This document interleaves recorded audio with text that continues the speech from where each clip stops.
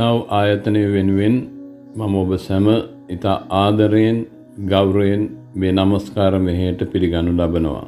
මෙම දේව මෙහෙය විවිධ නිකායන් වලට අයත් විවිධ ප්‍රදේශවලින් සහ විදේශ රටවලින් ලබාගත් වීඩියෝ පට එකතුවක්. මේ නිසා අප දේව රාජ්‍යයේ සිටින සැමෝම එකට එක් වී ස්වාමීන් වහන්සේට නමස්කාර කරන මොහොතක් ඇති වෙනවා. විශේෂයෙන්ම දේව මෙහෙයන්ට සහභාගී වන්නට බැරි මේ කාලෙදී ඔබගේ නමස්කාර කටයුතු කර ගැනීම සඳහා අපි හුදෙක් මේ දේව මෙහෙය සකස් කර ඇති බව කරුණාවෙන් සලකන්න.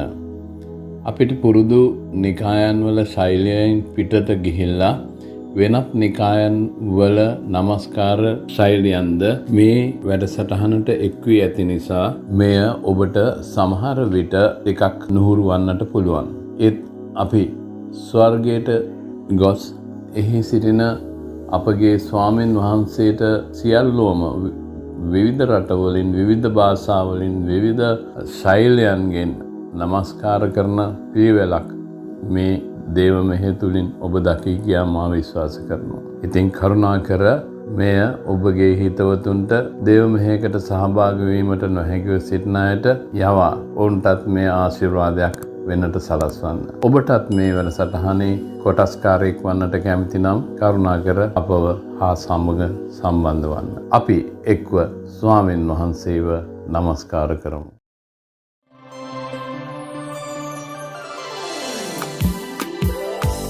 තල්ලසිරිය විල්ලා එළියෙන් කළුවර පරදා පාපෙන් අප ගලවන්ටා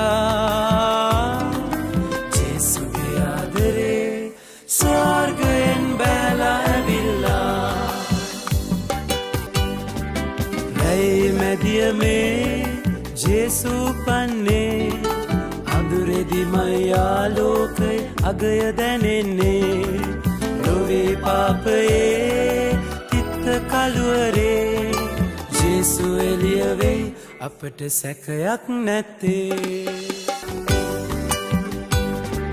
මහමන්දිරවල නැහැ ඉඩ ලැබුණේ නොසිතූ තැනකයි ගැලවීම උපන්නේ අප ජීවිතයේ අප නොසිතන මොහොතේ බුදුමයක්ම වී සමිඳු වඩින්නේ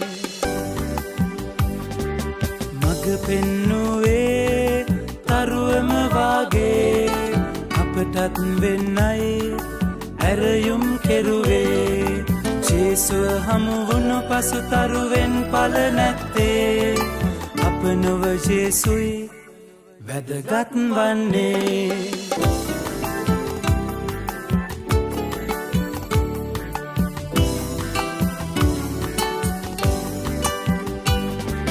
රජතුන් කට්ටුව ආව මග නොවේ ජේසුව දැකලා ආපසු ගියේ ජේසුව මුණ ගැසෙන අප පැරණි ජීවිතේ නව මංගෙන්වී වෙනසක් වන්නේ නත්තල් අසිරිය ඇවිල්ලා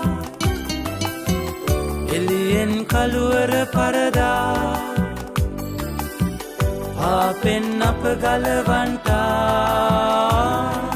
ජේසුගේ ආදරේ ස්වර්ගයෙන් බැලලා ඇවිල්ලා ස්වර්ගයෙන් බැලලා ඇවිල්ලා ජේසුනි අද දවසේ ගැන ඔබ වහන්සේට ස්තුති කරනවා ප්‍රශංසා කරනවා මේ පටන් ගත්තා වූ අලුත් මාසෙ වෙන ඔබ වහන්සේට ස්තුති කරනවා ඔබ වහන්සේගේ උපත ඔබ සිහි කරන යනවා මාසයක් වන අතර ඔබ වහන්සේගේ කරුණාව තුනමනව ඔබ වහන්සේට ප්‍රේම කරන අයට තවත් ඔබ වහන්සේ ප්‍රේම කරන නිසා ඔබ වහන්සේට ලං වෙන්න ඔබ වහන්සේගේ උපත අපේ ගැලවීමේ මාර්ගය බව අනිත් අයට වැටහෙන ඔබ වහන්සේ කරුණාව තුනමනව ඒ වගේම ස්වාමිනී මේ කරන සහෝදරයාද ඔබ වහන්සේගේ දෑතට බාර කරනවා යේසුස් වහන්සේගේ උතුම් නාමයෙන් ආමෙන්.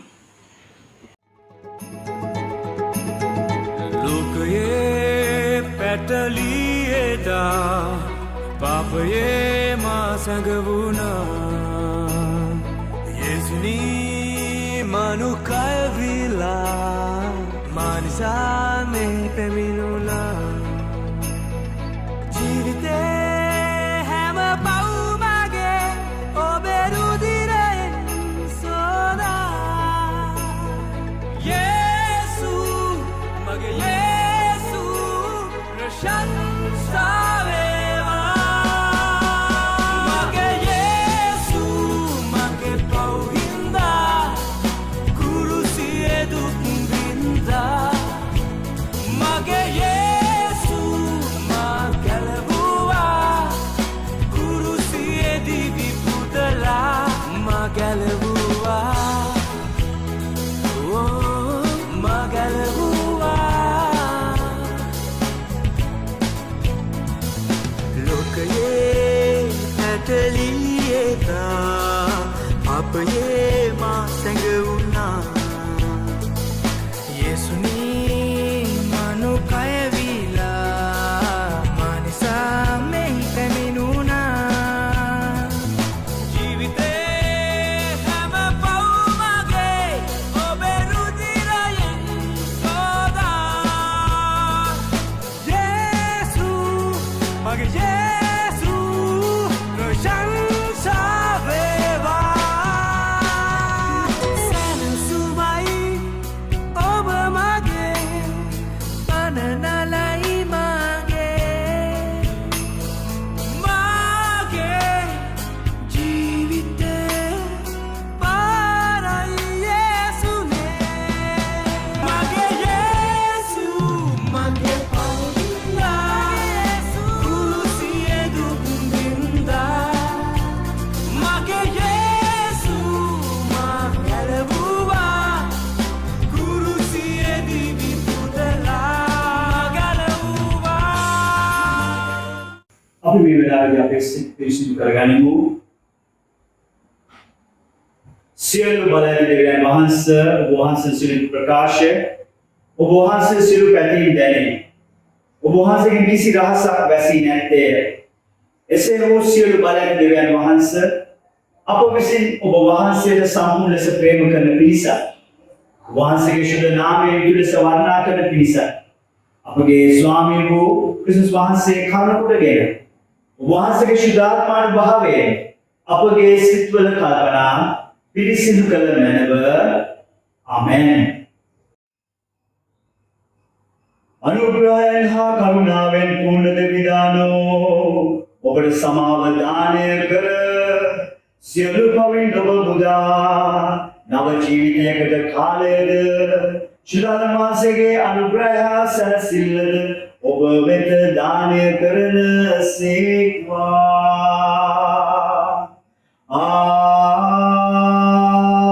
ආමෙන්.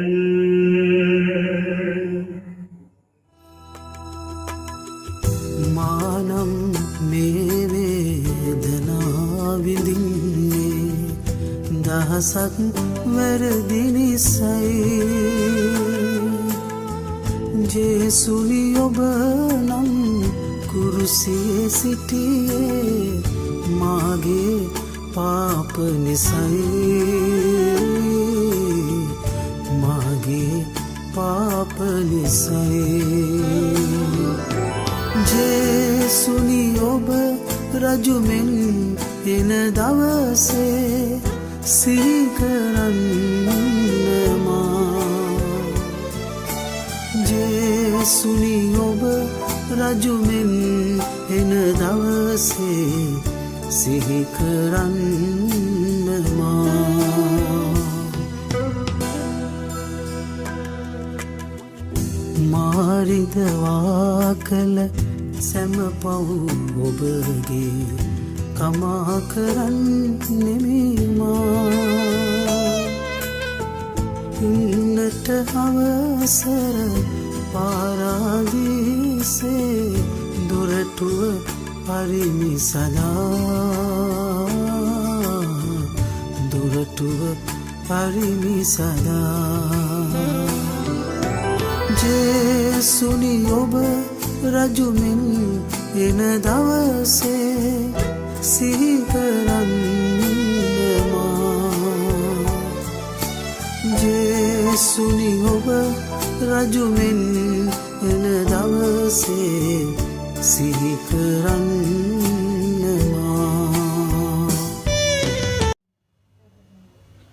යම් පත්‍ර කියවීම. පිලිප්පිවරුන්ට ලියන ලද යම් පත්‍රයේ පළවන පරිච්ඡේදයේ 3 වන පදයේ සිට 11 වෙනි පදය දක්වා නුඹලා මට සිහිවන හැම වෙලේම නිතරම මාගේ සියලු යාඥාවලදී නුඹලා සියල්ලන් උදෙසා ප්‍රීතියෙන් යාඥාව ඔප්පු කරමින් පළවෙනි දවස පටන් දැන් දක්වා සුභාරංචියේ වර්ධනය සඳහා තිබෙන නුඹලාගේ පංගුකාරකම ගැන මාගේ දෙවියන් වහන්සේට ස්තුති කරමි.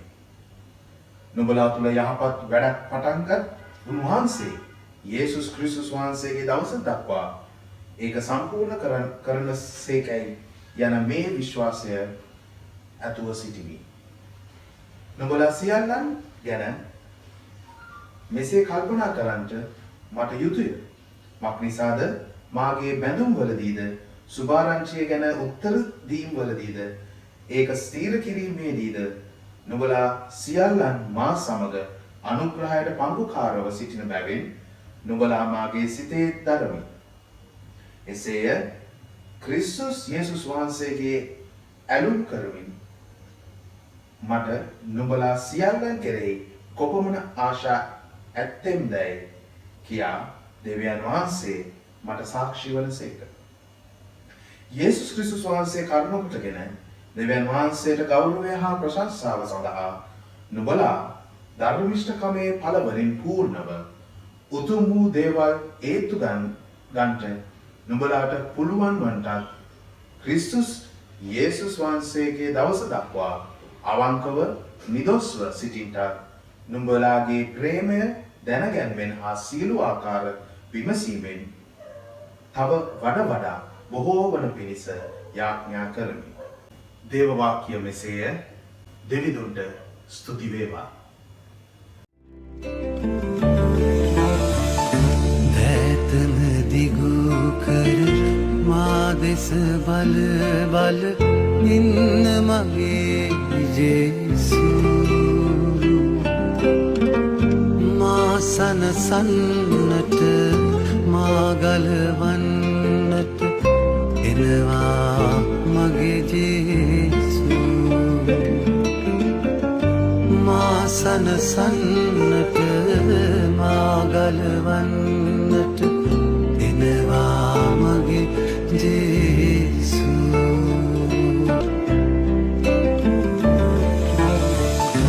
එදා සිටම ඔබ නොව තුල ගැවසුන සමිඳානෝ ජේසු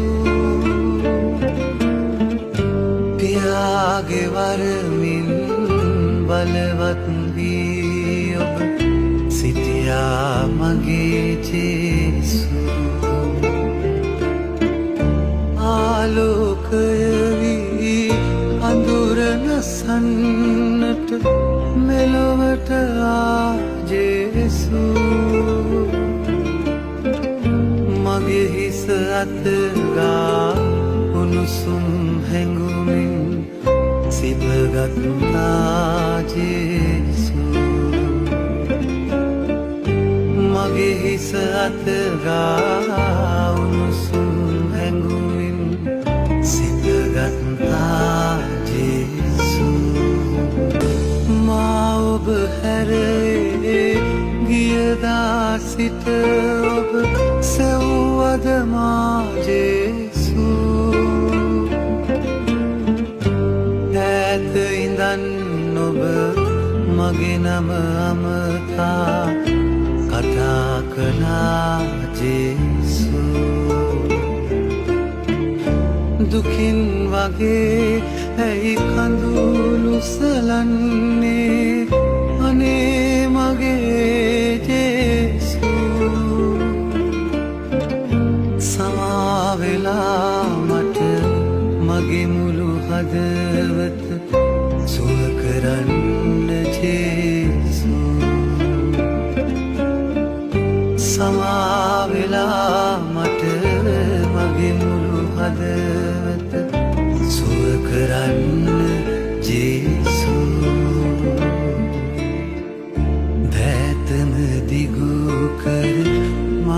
දෙස බල බල ඉන්න මගේ ජේසු මා සනසන්නට මා ගලවන්නට එනවා මගේ ජේසු මා සනසන්නට මා ගලවන්නට එනවා මගේ ජේසු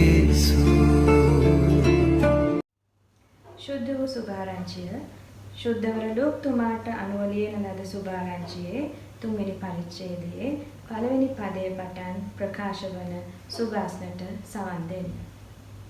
යොහාන් බෞතිස්තගේ මෙහෙය. පොන්තියස් පිලාත් යුදේයේ ආණ්ඩුකාරයවද හෙරෝද් ගලීලයට අධිපතියවද ඔහුගේ සහෝදර වූ පිලිප් ඉතුරයට ට්‍රකෝනිතිස් නම්ලත් පළාතට අධිපතියවද ලුසානියස් අබිලේනිට අධිපතියවද අන්නස් සහ කයාපස් උත්තම පූජකයෝද සිටි කාලයෙහි තිබේරියස් කායිසර් රාජ්‍යයට පැමිණ 15 වෙනි අවුරුද්දෙහි දෙවියන් වහන්සේගේ වචනය වනයෙහිදී සෙකරියස්ගේ පුත්‍ර වූ යොහාන් වෙතට පැමිණියේය. ස්වාමින් වහන්සේගේ මාර්ගය පිළියෙල කරා. උන්වහන්සේගේ මාවත් සමතලා කරා. සෑම මිටිතැන් පුරවනු ලබන්නේය. සෑම කඳු සහ හෙල් පහත් කරනු ලබන්නේය. ඇදතැන් ඇද හැරනු ලැබ රළු මාවත් සමතලා වන්නේය. සියලු මිනිස්යෝ දෙවියන් වහන්සේගේ ගැලවීම දකින්නෝයයි වනයෙහි හඬ ගසන්නෙකුගේ ශබ්දය කියා අනාගත වක්තෘ වූ යෙසායාගේ වචනයේ සඳහන් වූ පොතෙහි ලියා තිබෙන ලෙස යොහාන් පවකමාව පිණිස පසුතැවිල්ලේ බෞතිස්මය දේශනා කරමින් යොර්දාන් වටකර මුළු පළාතට ආවේය. කිති සමිඳුන්ගේ සුභාස්න මෙසේය. බලාකුලේ නැගගිය සමිඳුන් යලියන තුරුමා බලා සිටිමි. බලාකුලේ නැගගිය සමිඳුන් යලියන තුරුමා බලා සිටිමි.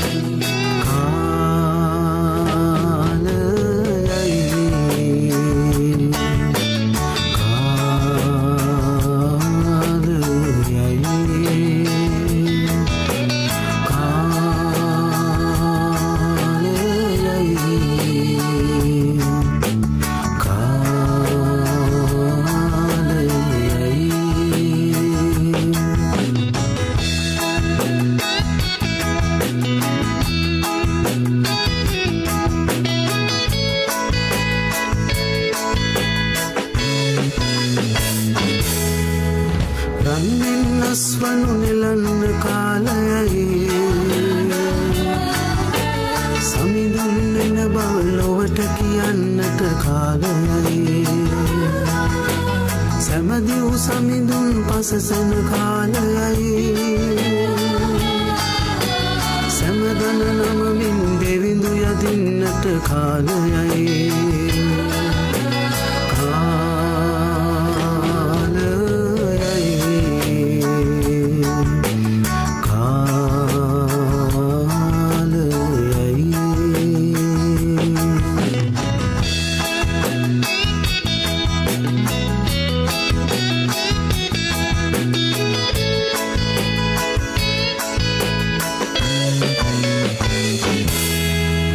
සුසිඳු සලුවෙන් සැරසෙන කාලයයි පිරිතුරු සිතකින් දෙවිඳු යදින්නට කාලයයි මිනි පහනක්සේ දැල්වෙන කාලයයි සමිඳුන් පෙරමග බලා සිටින්නට කාලයයි බලාකුලේ නැගගිය සමිඳුන් යලියන තුරුමා බලා සිටිමි. බලාකුලේ නැගගිය සමිඳුන් යලියන තුරුමා බලා සිටිමි.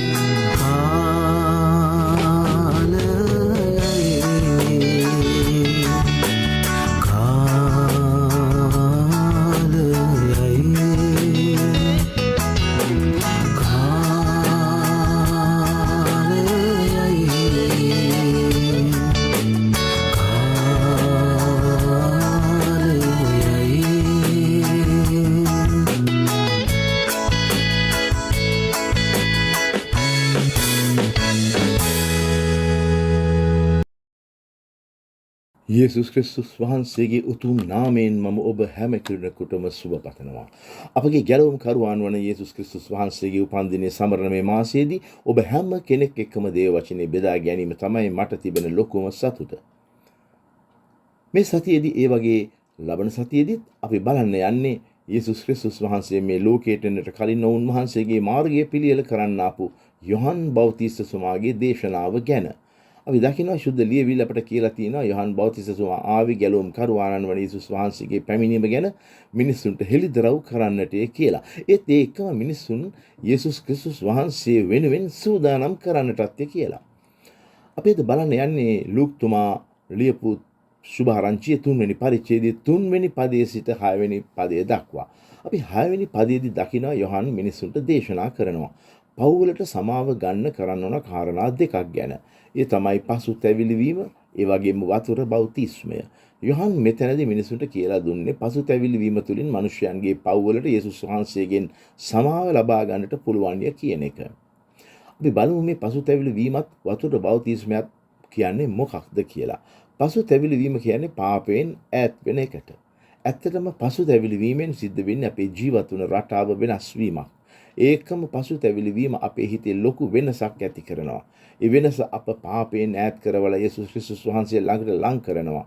ඉතින් ඇත්තටම බෞතිස්මය සිද්ධ වෙන්නේ පටන් ගන්නෙ පසුතැවිලි වීම තුළින්.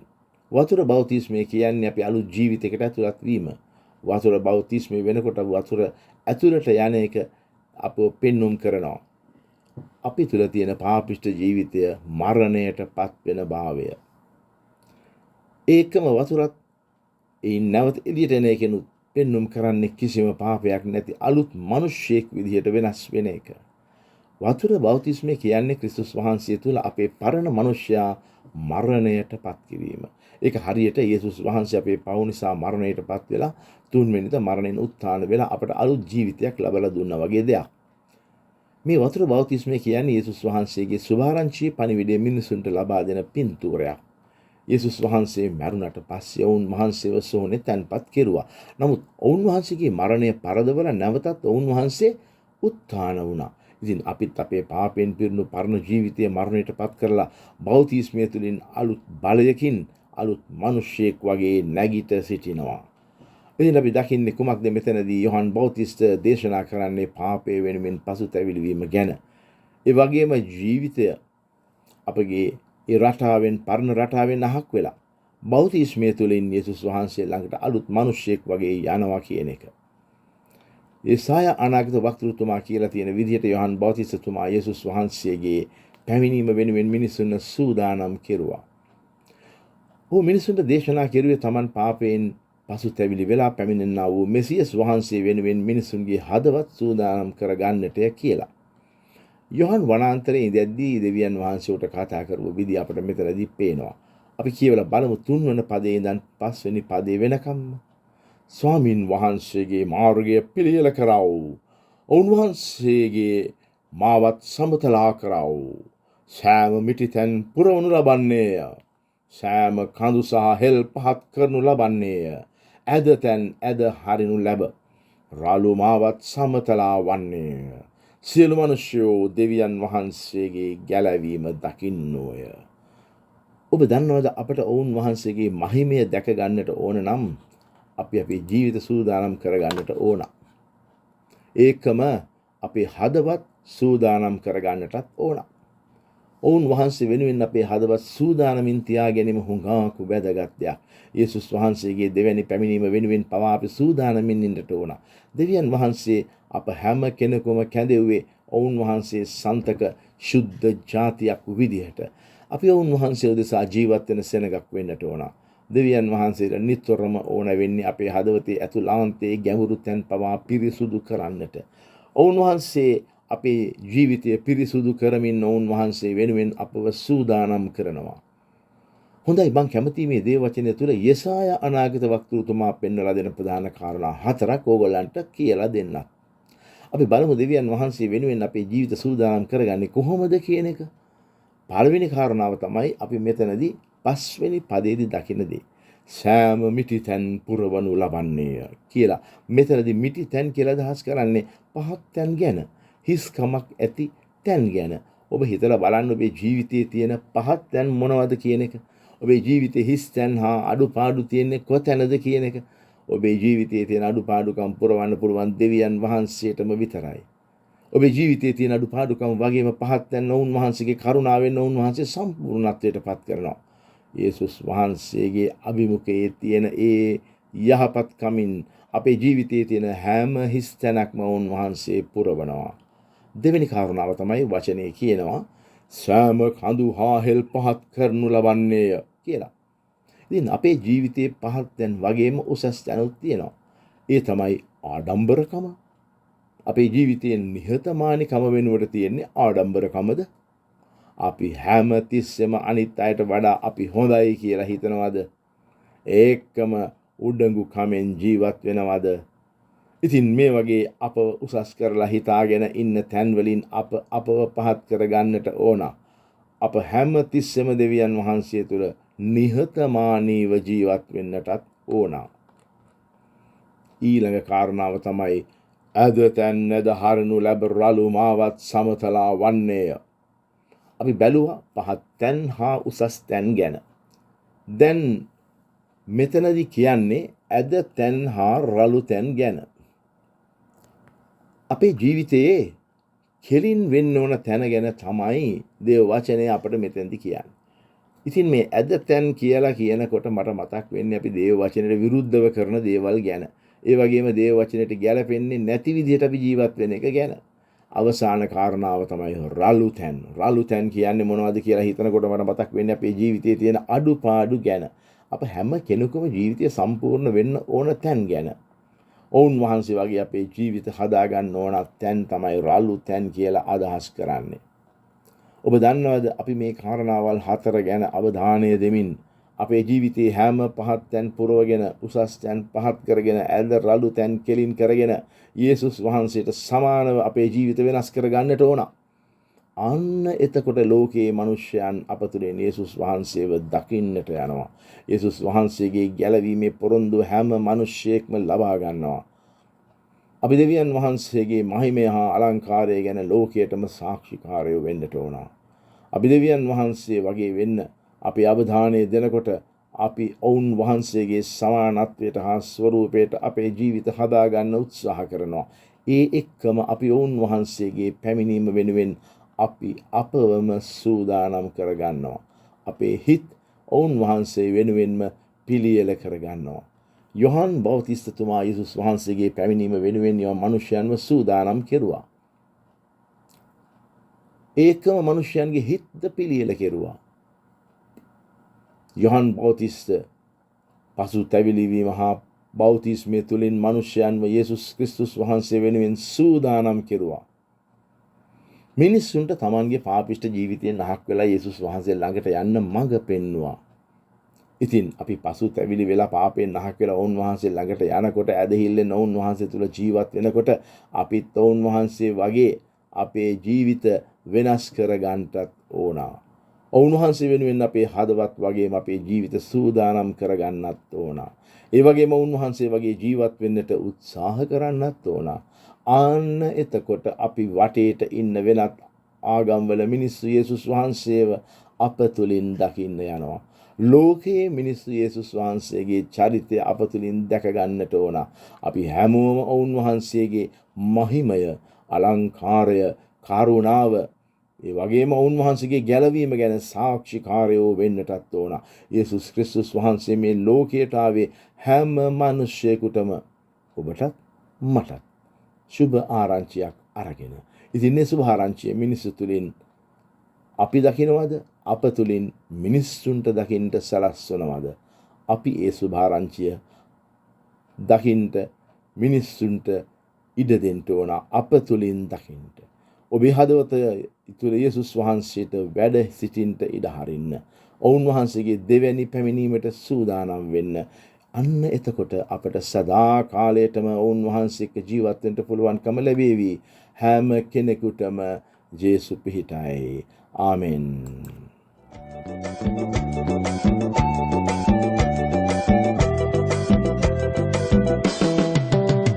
මා වෙනස් වෙනස් වෙන්න ආසයි සමිඳේ වෙනස් කරන්න ප්‍රේමේ දෙවිදේ මා වෙනස් වෙන්න ආසයි සමිඳේ වෙනස් කරන්න ප්‍රේමේ දෙවිදේ මගේ ක්‍රියාව මගේ සිතුවිල්ල මගේ කතාව ඔබ වගේ වෙනස් කරන්න මගේ ක්‍රියාව මගේ සිතුවිල්ල මගේ කතාව ඔබ වගේ වෙනස් කරන්න මගේ හැසිරීම මගේ පැළඳීම මගේ හදවත ඔබ වගේ වෙනස් කරන්න මගේ හැසිරීම මගේ පැළඳීම මගේ හදවත ඔබ වගේ වෙනස් කරන්න මා වෙනස් වෙන්න ආසයි සමිඳේ වෙනස් කරන්න ප්‍රේමේ දෙවිදේ මා වෙනස් වෙන්න ආසයි සමිඳේ වෙනස් කරන්න ප්‍රේමේ දෙවිදේ අද දවසේ මේ දේව මෙහෙය සාර්ථකව කරගන්නට වහන්සේ දුන්නු කරුණාවත් අනුග්‍රහයත් නිසා වහන්සේට ස්වර්ගික දෙවි පියාණනි ස්තුතිවන්ත වෙනවා. මේ මෙහෙය බලන්නා වූ සෑම කෙනෙකුටම ඔබ වහන්සේගේ ආශිර්වාදය නිදහස් කරන්න. අද වචනය තුල යම් පණිවිඩයක් ඔවුන් ලැබුවද ඒ වචනය තුල ඔවුන්ගේ ජීවිත සකස් කරගෙන ඒ වචනය තුල ජීවිතය ක්‍රියාත්මක කරන්න ඔවුන්ට හැම කෙනෙකුටම ඔබ වහන්සේ උපකාර කරන්න. අද ඇසුවා වූ පණිවිඩය තුලින් අපේ ජීවිත වෙනස් වෙන්නත් අපේ ජීවිත පසුතැවිලා වහන්සේගේ සුද්ධකමට ලං වෙන්නත් අපේ මාර්ග අතහැරලා ඔබ වහන්සේගේ මාර්ගවලට පිවිසෙන්නත් ප්‍රේමවන්ත දෙවි පියාණනි ඒ සුද්ධකමට ලං වෙන්නත් ඔබ වහන්සේගේ නැවත පැමිණීම බලා සිටින සෙනගක් ලෙස ඔබ වහන්සේගේ දරුවන් ලෙස ඔබ වහන්සේ අප හැම කෙනෙකුට උපකාර කරන්න ප්‍රේමවන්ත දෙවි පියාණනි ඒ වගේම මේ දෙසැම්බර් මාසය තුල නත්තල් සමය සමරන වහන්සේගේ උත්පත්තිය සමරන මේ මාසය තුල වසංගත රෝග සහ විවිධ රෝග බියෙන් සහ විවිධ ආර්ථික අපහසුකම් වලින් සිටින ඔබගේ සෙනගට ඔබගේ උපත ප්‍රීතියෙන් සමරන්න ඔබ වහන්සේගේ කරුණාවත් ආශිර්වාදයත් නිදහස් කරන්න ප්‍රේමවන්ත පියාණනි ඔබ වහන්සේගේ අද දවසේ ආරම්භයේ සිට අවසානයේ තෙක් ඔබ වහන්සේගේ දිව්‍යමය සැලැස්ම සහ ඔබගේ දාසගේ පණිවිඩය තුල ඒ නමස්කාරය තුල ඔබ වහන්සේගේ අභිමුඛත්වය අපි හැම කෙනෙකුටම නිදහස් කළ නිසා ඔබ වහන්සේ ස්තුතිවන්ත වෙනවා. නැවත ඊළඟ වතාවේ අභිමුඛත්වයේ ඔබ වහන්සේව හමු වෙන තෙක් ඔබගේ දරුවන්ම ඔබගේ සුද්ධ උපයාපත් වලින් වසා ගන්න කියලා ඉඳලා යාඥා කරනවා. ප්‍රේමවන්ත පියාණනි දැන් ඔබ වහන්සේ සුද්ධ දෑතට මේ සියල්ල බාර කරනවා. ඔබගේ ඒක ජාතක පුත්‍රෝ ජීවමාන නාසරීය යේසුස් ක්‍රිස්තුස් වහන්සේගේ අතිශුද්ධ වූ උතුම් වූ නාමයෙන් ආමෙන්. සියලු නනනුවන ඉක්මවන දෙවියන්ගේ සාමය දෙවියන් වහන්සේ හා එතුමන්ගේ පුත්‍ර යේසු ක්‍රිස්තුස් වහන්සේ පිළිබඳ අවබෝධයද එතුමන්ගේ මෛත්‍රී ප්‍රේමයද ඔබ සිත සතන්හි තබා ගනු ලබම්වා. සියලු බල ඇති දෙවි පියාණන්ගේද පුත්‍රයන්ගේද ශුද්ධාත්මයන්ගේද ආශිර්වාද ඔබ අතර රැඳී සදාකල් පවතිවා.